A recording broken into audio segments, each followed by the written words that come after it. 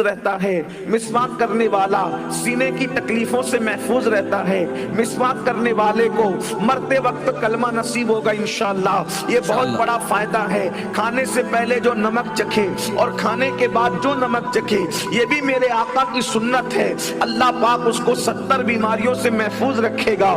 جو امامہ باندھ کر کے 2 رکعت پڑھے، اللہ اسے 70 کا ثواب دیتا ہے۔ جمعہ پڑھے تو 70 جمعہ کا ثواب دیتا ہے۔ یہ ساری چیزیں سنتیں ہیں، اور بھی بہت ساری سنتیں ہیں، لیکن آج آپ کے سامنے میں اپنے آقا مصطفیٰ کریم رؤوف الرحیم صلی اللہ علیہ وآلہ وسلم کی سب سے بڑی سنت، جس کو اللہ کے رسول علیہ السلام نے زندگی میں کبھی بھی ترک نہیں فرمایا۔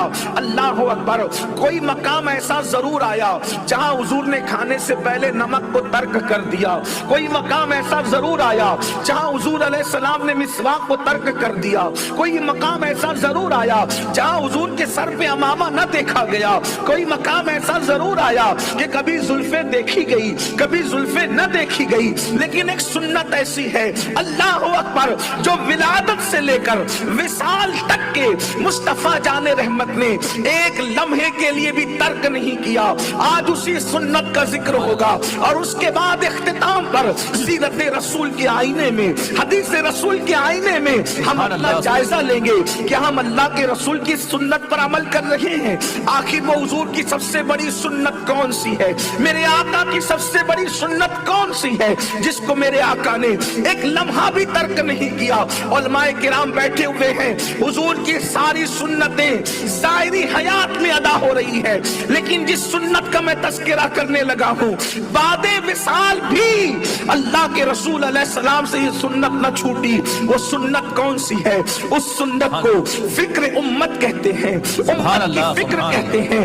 اللہ اکبر۔ میرے آقا مصطفیٰ کریم رؤوف الرحیم صلی اللہ علیہ وآلہ وسلم کو سب سے زیادہ اگر کسی کی فکر تھی تو اپنی امت کی فکر تھی۔ امت میں کون ہے؟ آپ اور ہم جیسے گنہگار ہیں۔ اللہ اکبر۔ نیکوکار بھی ہے، لیکن اکثریت گنہگاروں کی ہے۔ اب آئیے ذرا سن لیں، تھوڑی دیر سنیں۔ آقا کے عشق میں ایک رات بیٹھنے والوں، اس طرح سے زیادہ سردی کی، اس سے بڑھ کر سردی کی طویل طویل راتیں میرے آقا نے ہمارے لیے کھڑے کھڑے گزاری ہے۔ اگر آج ہم بیٹھ کر کے گزار رہے ہیں تو ان پر کوئی احسان نہیں کر رہے ہیں، بلکہ انہوں نے تو کھڑے کھڑے گزاری ہے۔ اگر وہ آپ سننا چاہتے ہیں تو آپ کے سامنے اب وہ باب میں کھولنا چاہتا ہوں، ان اور آپ کو پلٹنا چاہتا ہوں۔ تصور کی کائنات کے اندر ذرا سوچو، آقا کو سب سے زیادہ کس کی فکر تھی؟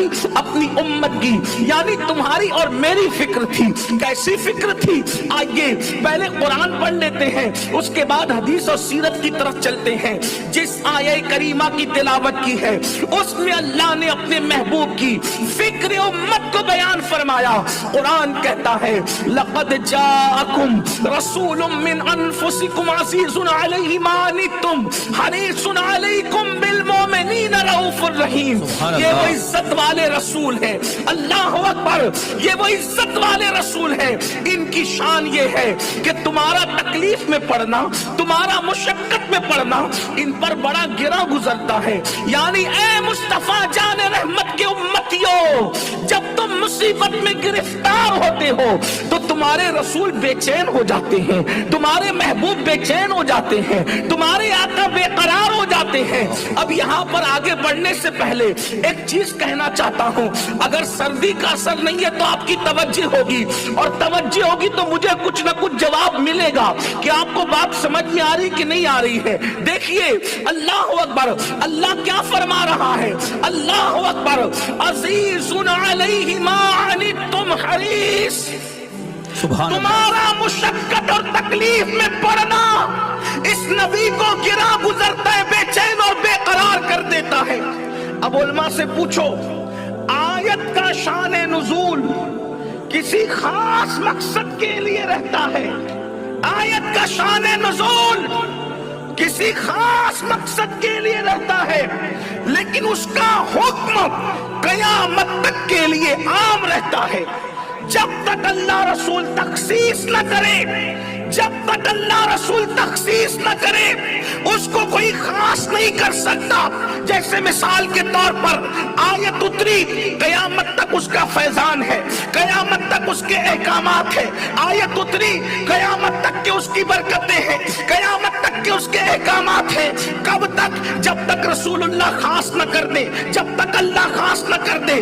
اب سنو، یہ جو آیت میں نے سورہ توبہ کی آخری حصے کی پڑھی ہے، قرآن کہتا ہے اے میرے محبوب کے غلاموں، یہ وہ عزت والے رسول ہے کہ یہ تم سے کتنی محبت کرتے ہیں کہ تمہارا تکلیف میں پڑنا ان پر بڑا گرا گزرتا ہے۔ مطلب کیا ہے کہ جب تم مصیبت میں ہوتے ہو، اب آیت کا مفہوم یعنی تمہارے پیر میں کانٹا چبھتا ہے، میرا محبوب بے قرار ہو جاتا ہے، تمہیں تکلیف ہوتی ہے، میرا محبوب بے چین ہو جاتا ہے۔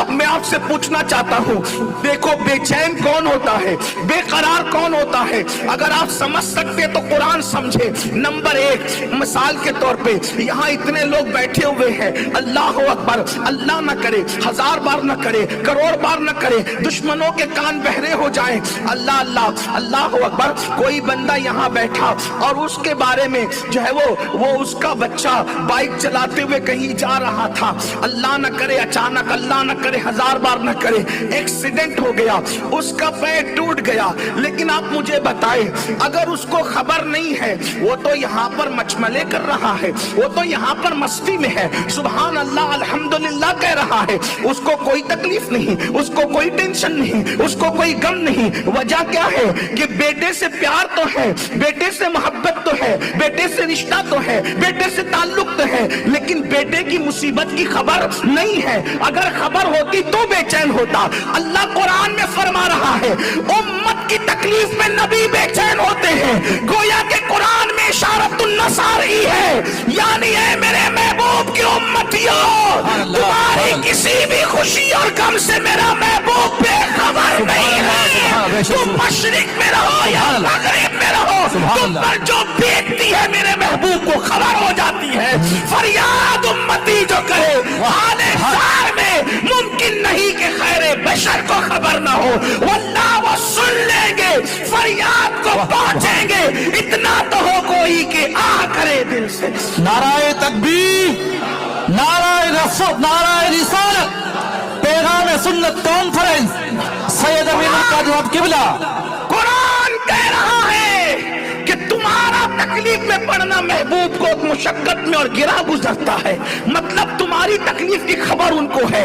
اب نمبر دوسری بات خبر ہے مگر بے چین کون ہوتا ہے؟ توجہ، خبر ہے بے چین کون ہوتا ہے؟ ایک بندہ ہے مر کے پڑا ہے، اس کے بیٹے کا ایکسیڈنٹ ہو گیا، کسی نے آ کے میت پہ کہا تیرے بیٹے کا ایکسیڈنٹ ہو گیا، بے چین ہوگا؟ بولے ہوگا نہیں، کیونکہ مر چکا، مر گیا، اس لیے اس کو بے چینی نہیں ہے، بے چینی تو زندوں کو ہوتی ہے۔ قرآن کہتا ہے تمہاری تکلیف سے محبوب بے چین ہوتا ہے، مطلب اس کو مردہ سمجھنا، محبوب زندہ۔ واہ سبحان اللہ، سبحان اللہ، واہ۔ قرآن کہتا ہے کہ محبوب زندہ، تبھی تو بے چین ہو رہے، بے چین زندہ ہی ہوتا ہے، مردے بے چین نہیں ہوا کرتے۔ اسی لیے تو اہل سنت کا امام قسم کھا کے کہتا ہے تو زندہ ہے واللہ، تو زندہ ہے واللہ، میرے چشم عالم سے چھپ جانے والا۔